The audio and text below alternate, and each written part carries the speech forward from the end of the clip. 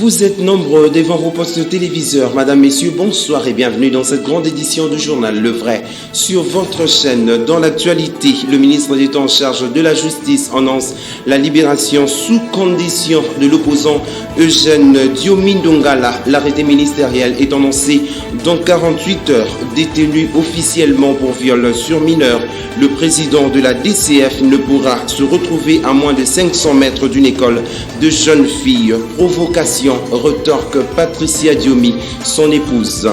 Calme relatif à Kinshasa et à Mbuji-Mayi après les décisions de la réunion interinstitutionnelle de suspendre les résultats des dernières sénatoriales pour raison d'enquête. La coalition Lamuka encourage le président de la République à rétablir la vérité des urnes pour le présidentiel contesté par son leader Martin Fayoulou. Enfin, ce journal a un invité, Gérard Moulumba, dit Gekoko, qui répond aux questions de Peter Tiani sur le soupçon de corruption à l'Assemblée provinciale de Kinshasa. Voilà tout pour le menu. C'est parti pour 30 minutes d'information. À toutes et à tous, bienvenue.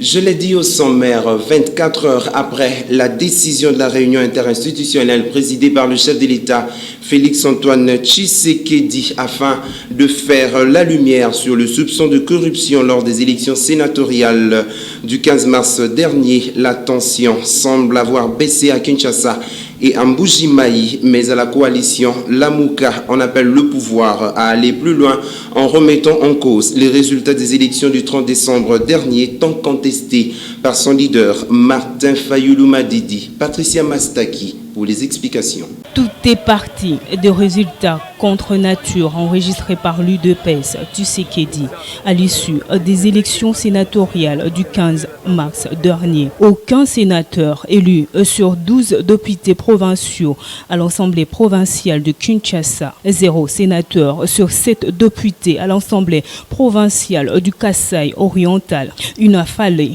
pas plus pour susciter la fureur des combattants de l'UDPS qui tablaient au moins sur un total de 3 sénateurs dans la capitale et 2 à Mbuji-Mayi, en dépit de larges victoires annoncées du FCC. Une situation qui a été à la base de la mise à sac du siège provincial du PPRD à Kinshasa-Funa, de résidence de quelques députés incriminés et la mort d'un policier en Mbuji-Mayi, raison des décisions prises par la réunion interinstitutionnelle présidée par le chef de l'État. Suspension des résultats des élections des sénateurs, report des élections de gouverneurs prévues pourtant le 27 mars en cours et l'ouverture d'une enquête par le procureur général près la Cour de cassation, enfin de déterminer le coupable de faits de corruption. Des décisions qui ont, semblait-il, calmé la tension du côté des combattants. À la coalition Lamuka, on demande au président de la République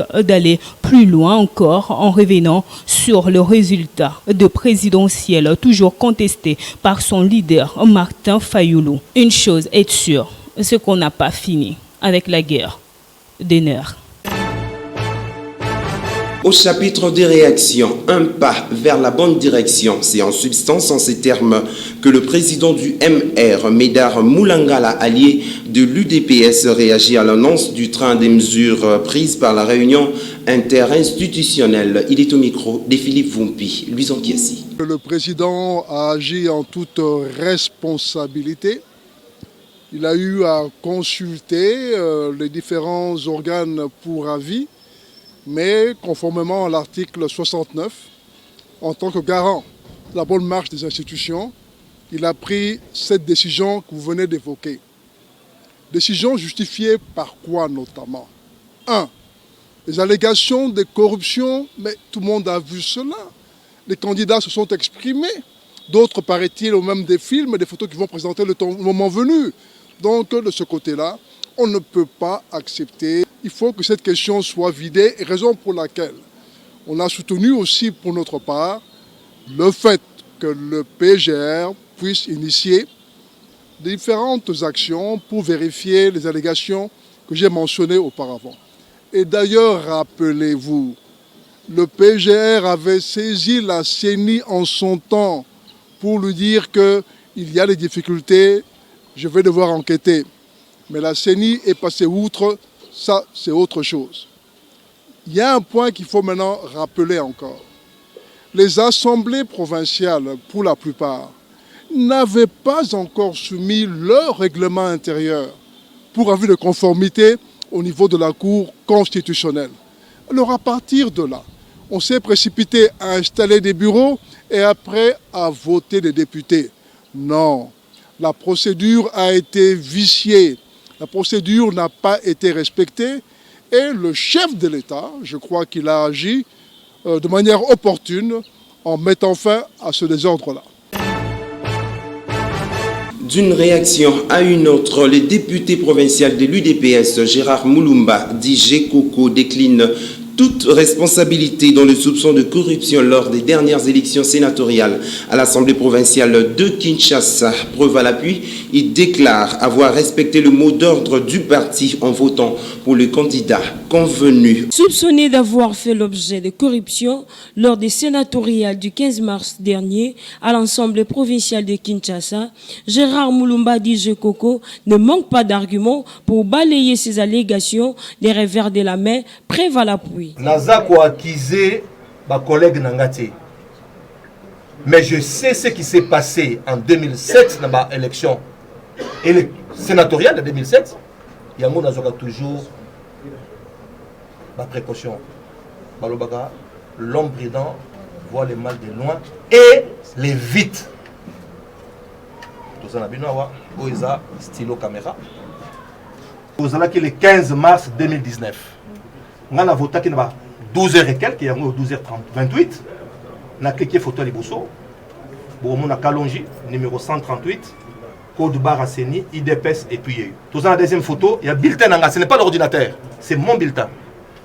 Sénateur Kalonji Ntsenda Mwana Dieudonné. Je pense que Bato Bazo Kanisake, je crois trahir qui peuple. Pour le meilleur élu de Kinshasa Limité, le parti doit accepter sa défaite et s'assumer. Aujourd'hui, on est là pour parler de la corruption que je déplore, de l'échec de mon parti et de mon parti. Mon parti a échoué. Par transitivité, j'ai échoué également. Même si moi j'ai respecté la consigne du parti, mais mon parti n'a pas eu de sénateur ici. Non plus dans le Kasaï. C'est un échec et je l'assume. Rien que physiquement et politiquement, l'on n'a pas fini de reparler de cet enfant terrible de la politique congolaise. Je l'ai dit au sommaire, de retour à Kinshasa, le ministre d'État en charge de la justice et garde des Sceaux annonce la libération de l'opposant Eugène Diomindongala, président de la démocratie chrétienne fédéraliste, dans les 48 heures. Une libération assortie de certaines conditions plutôt drastiques. Le président de la plateforme Majorité Plurielle est notamment interdit de franchir les frontières du pays et ne peut se trouver à moins de 500 mètres d'une école de jeunes filles. Le point avec Patricia Mastaki. Il ne pourra pas quitter Kinshasa. Il ne pourra aller à l'aéroport d'Ndjili. Il ne pourra pas se retrouver dans un beach. Il devra passer au parquet général de la Gombe tous les lundis ou tous les vendredis. Il ne pourra pas se retrouver à 500 mètres d'une école de jeunes filles. Telles sont les conditions strictes pour la libération conditionnelle dans les 48 heures du président du parti démocratie chrétienne, Eugène Diomindongala. Selon le ministre d'État, ministre de la Justice et garde des Sceaux, Alexis Tomboué Mwamba, annoncé au cours d'une interview accordée à Top Congo. Le numéro 1 de la justice explique qu'il est en train de finaliser l'arrêté ministériel portant libération conditionnelle du détenu, un délinquant, un prédateur sexuel. C'est à ce terme que Diomi est qualifié par le sénateur en sursis. Pour rappel, le candidat malheureux à la présidentielle de 2006 est emprisonné depuis 2013 dans le cadre d'une affaire de viol sur mineurs. Toujours en rapport avec la libération de prisonniers politiques, les députés provinciaux issus de la coalition Lamouka, Mike Moukebaï, déplorent la publicité faite autour de la libération de prisonniers politiques et détenus d'opinion à travers une grâce présidentielle, un acte ordinaire selon lui. Par ailleurs, l'élu de Lingwala dans la ville-province de Kinshasa met en doute le chiffre de 700 libérations annoncées par les pouvoirs publics, de propos recueillis par Peter Tiani. Diongo dehors, 700 prisonniers dehors, Kouchapa Fachi. Je vais te surprendre, j'ai mis Félix au défi. Ne coupe pas cette partie. Qu'on nous montre les 700 prisonniers. Ce que j'ai dit ici est grave. Parmi ces 700 prisonniers, il y a des disparus. J'ai eu accès à des informations le plus sensibles. Je te l'ai dit. Qu'on nous montre les 700 prisonniers, liste à l'appui. Certains sont portés disparus. Je te l'ai dit ici. Fachi a signé un document sans avoir vérifié son contenu. Félix, le président. Il a fait un rapport. Je l'ai dit ici, je les mets au défi de nous présenter les 700 listes à l'appui. Il y a certains prisonniers portés disparus. Par le régime Kabila, bien sûr. Non, je ne commente pas plus. Je les mets au défi de les aligner tous les 700 listés à l'appui. C'est très grave. D'autres sont restés. Diongo est sorti des prisons. Vous félicitez Fachi. Je m'enflamme. Non, c'est un acte ordinaire. C'est une grâce présidentielle, Mike. Diongo serait resté encore 3 ans là-bas. Oui, j'ai dit bravo. Mais il n'y a rien. Bravo à qui? Non, attends, au président Félix, mais il n'y a rien de particulier. Il a rétabli des gens dans leurs droits. C'est ce qu'un président est censé faire. Pourquoi il faut en faire quelque chose de particulier? C'est ça son travail, de gens qui avaient été injustement arrêtés, jugés et condamnés, comme Franck Diongo. Il a libéré. Changeons de chapitre à présent, la demande du président de la République au Premier ministre Bruno Tshibala portant suspension du ministre des Affaires foncières Loumeya Doumalegui. Le chef du gouvernement aura donc 3 jours pour suspendre le ministre précité. Philippe Fumpi pour le détail. Le président de la République, Félix Tshisekedi, par l'entreprise de son directeur de cabinet, avait instruit le 13 mars dernier le Premier ministre de suspendre le ministre des Affaires foncières, Loumeya Doumalegui, pour avoir signé des arrêtés ministériels en violation flagrante de la loi et des droits des tiers. L'instruction du chef de l'État, via son directeur de cabinet, n'a pas été exécutée rapidement. Il fallait attendre 3 jours ou le 16 mars pour que le ministre Loumeya soit suspendu par le patron du gouvernement. Dans une ordonnance, Bruno Tshibala annonce dans la foulée aux 10 ministres sa suspension en vue d'approfondir les faits qui lui sont reprochés. Je vous suspends de vos fonctions de ministre des Affaires foncières jusqu'à la clôture de ces dossiers, a écrit Bruno Tshibala.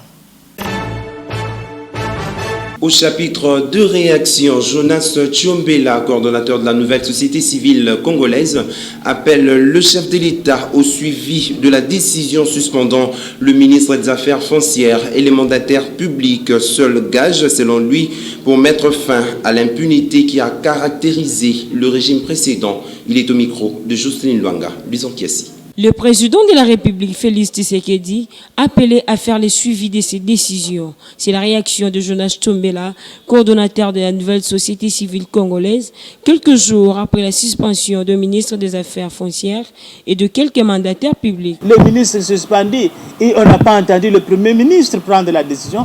Il y a de quoi nous inquiéter sur la gouvernance et comment nous allons continuer la nation, de gouverner la nation, ou de faire rêver les Congolais le bien-être alors qu'ils sont en train de patauger dans des décisions très simples et que le gouvernement lui-même tarde à venir. Les assemblées elles-mêmes se sont mises en place dans des conditions douteuses avec des règlements non avalisés par la Cour constitutionnelle. Là, nous sommes très mal partis. Par ailleurs, Jonas Tchombela s'est dit rassuré par le premier écho en provenance de la réunion interinstitutionnelle. Il encourage les combattants de l'UDPS à faire preuve de vigilance tout en les appelant à tempérer leurs ardeurs. Les voilà eux-mêmes en face, en train de créer un nouveau mode de scrutin qui s'appelle donner le mandat par la corruption. La colère légitime des militants de l'UDPS nous ne pouvons que la constater. En même temps, nous leur disons de manifester leur colère par les voies des droits et non par les voies de violence. C'est un parti qui milite pour la non-violence. Donc nous les encourageons activement de continuer leurs revendications en utilisant les voies des droits et légales. Écho de partis politiques à présent, la coalition Lamouka poursuit sans relâche son combat pour la vérité des urnes. Dimanche dernier, Devos Kitoko, secrétaire général des Lessidés, parti cher à Martin Fayoulou, a procédé à l'installation du comité de résistance pacifique au quartier Kakouji à Mokali dans la commune de Kimbanseke. C'était devant une foule nombreuse venue à sa rencontre. Témoin de l'événement, Jocelyne Luanga, Belgodor Mutombo. L'ambiance a été en son combre. Fanfare, cris de joie, chants à l'honneur de Martin Fayoulou, surnommé le commandant du peuple.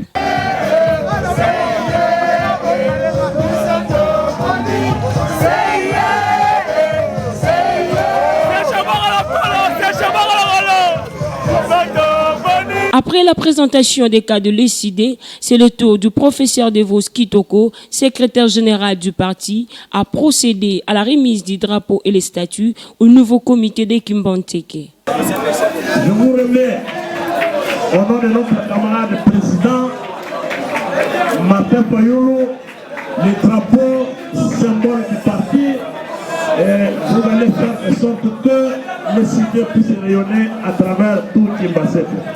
Au sortir de la salle, professeur Devos Kitoko donne la quintessence de la rencontre. Lessidé, ça c'est la première mission qui nous amène sur le terrain. Redynamiser les activités de notre parti Lessidé sur le terrain, à Kinshasa et à l'intérieur de la République. Deuxième mission, étant donné que les camarades Martin Fayoulou avait lancé un appel à la résistance à tout le peuple congolais.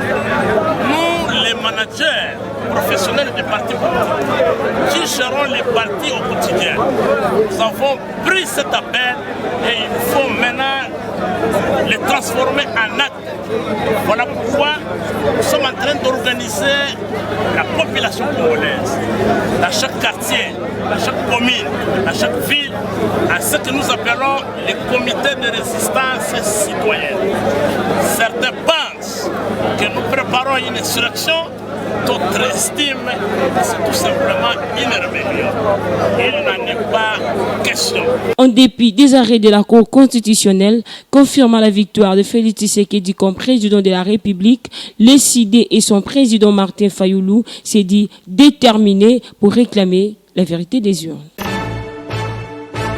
Le parti Ensemble Changeant le Congo, ESECO, réaffirme sa volonté de se ranger derrière le président Félix-Antoine Tshisekedi. Lors d'une matinée politique tenue le week-end dernier, Chris Ileo Yoka, secrétaire général du parti, a déclaré que l'intérêt supérieur de la nation devrait primer avant toute autre ambition. Jocelyne Luanga, Luison Kiasi. Viva! Viva! ESECO, viva! Viva! Viva! C'est sous une ambiance plutôt bien enfant que s'est déroulée cette matinée politique. Après l'hymne national, Blandine Konzi, secrétaire générale adjointe et présidente des ligues de femmes de l'ESECO, a conscientisé les femmes sur leur rôle dans la société. Par la suite, c'était au tour du secrétaire permanent, Soni Mwela, à procéder à la présentation des cadres du parti, à savoir les comités directeurs et fédéraux. C'est alors que Chris Ileo Yoka, secrétaire général, est venu livrer la position officielle du parti, chère à Adam Bombolé. Nous avons stagné pendant 50 ans. Aujourd'hui, nous devons évoluer et nous devons ramener le pays là, au niveau auquel il doit être. Donc voilà un peu. Nous allons, les échos, je le réaffirme, et disposer éventuellement à collaborer si est sollicité ou si le président de la République en décide ainsi à travailler avec toutes les forces politiques pour l'intérêt de la nation. Chris Ileo Yoka est également revenu sur l'actualité brillante, à savoir les élections sénatoriales. On suit où le président Adam Ogollé a su pour la corruption. Et d'ailleurs, vous avez constaté dans la ville aujourd'hui les plaintes de la base de l'UDPS qui s'est mobilisée comme un seul homme pour décrier la corruption de leurs propres députés. Et donc, nous attendons les résultats des enquêtes en cours avant de nous prononcer beaucoup plus en profondeur. Place à présent à l'invité du vrai journal.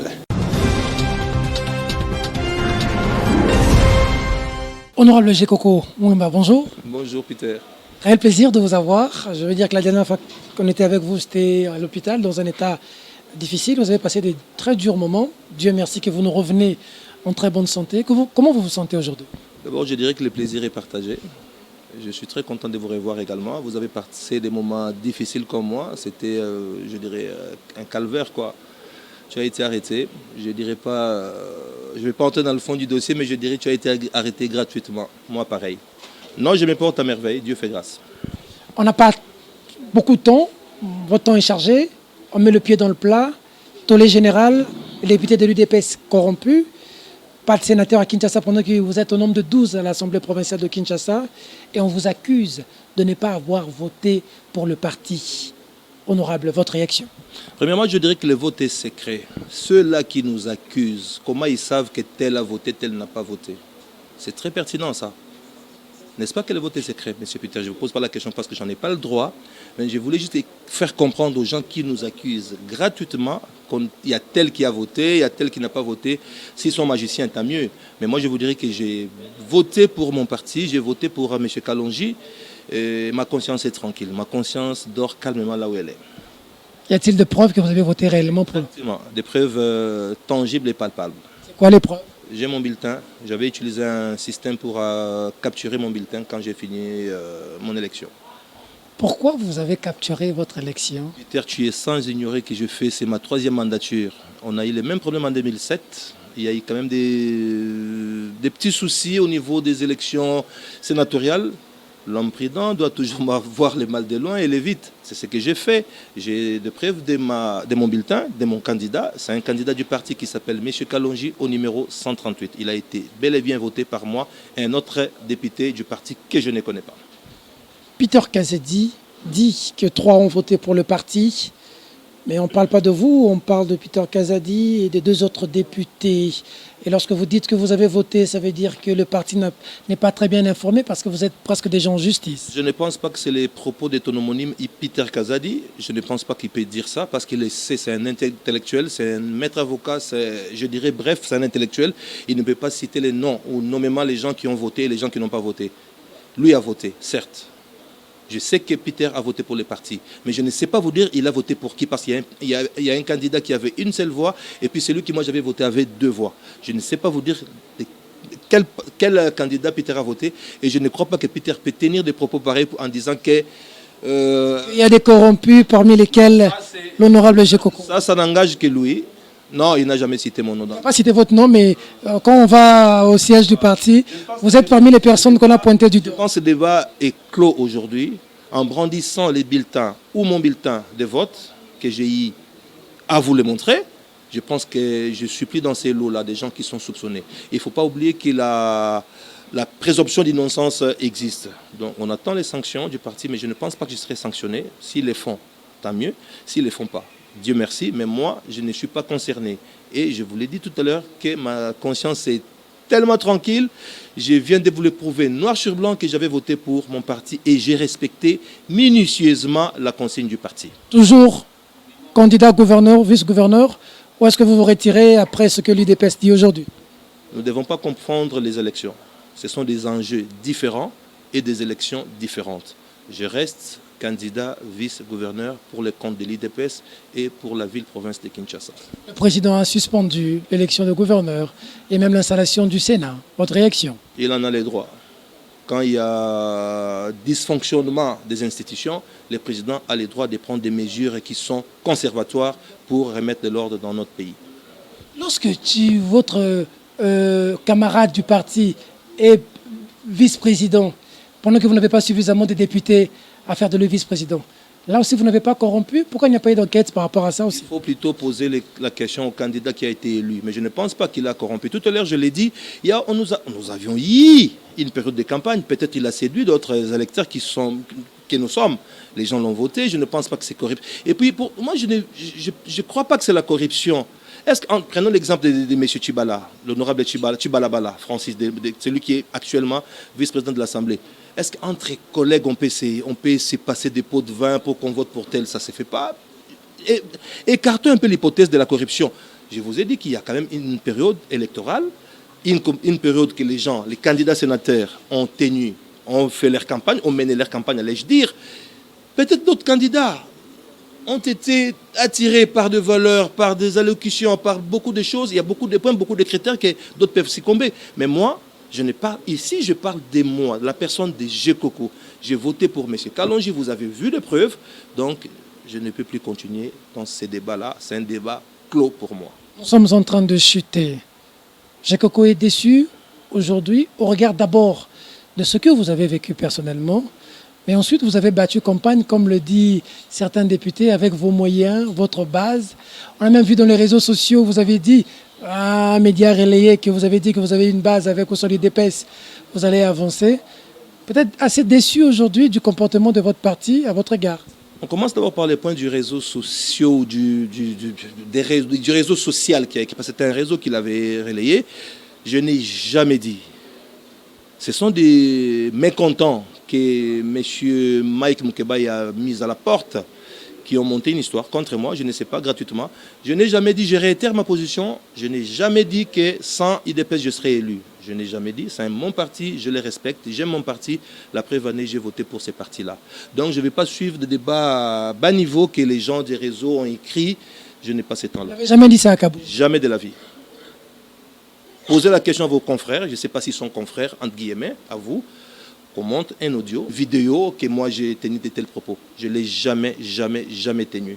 Déçu de l'attitude de la base qui aujourd'hui demande que quand vous pousse, vous retirez vos mandats. Tout ça. Ils sont libres de le dire. Mais après enquête, il y aura une commission qui sera mise en place au niveau de parti. Ils vont vérifier. Je ne sais pas, ils vont vérifier qui a voté pour les partis et qui ne l'a pas fait. Et ils vont sanctionner. Je ne suis pas contre l'attitude de la base, je ne suis pas contre la réaction de la base, mais je suis quand même contre les dérapages. On a brûlé, on a pillé. La base a réagi, je les félicite. C'est une action normale pour faire peur, pour sanctionner les gens qui ont été corrompus, mais il y a eu quand même un peu de dérapage, c'est ce que moi je déplore. Un message à toute la nation qui vous a suivi aujourd'hui. Je les aime beaucoup, j'aime tous les Congolais, je suis un Congolais, je ne trahirai jamais ma conscience et je ne trahirai jamais mon pays. Est-ce que votre image aujourd'hui n'est pas écorchée avec cette situation des députés provinciaux corrompus? Si tu ne l'as pas fait, si tu n'as pas été corrompu, pourquoi tu seras triste pour ça? Tu m'as trouvé chez moi, tranquille, moral au zénith, je suis à l'aise parce que je ne me reproche de rien du tout. 48 heures, Gérard Kokomolomba. Merci. C'est moi qui vous remercie. C'était l'honorable Gérard Mulumba, dit Gekoko, l'invité du vrai journal. Ainsi prend fin cette session d'information. Vous pouvez continuer à nous suivre sur Peter Tiani RDC TV. Merci de la sympathique attention que vous nous avez accordée sur la route Mokali, dans la commune de Kimbanseke et partout ailleurs dans le monde. Madame, Messieurs, ce journal est terminé. Au revoir.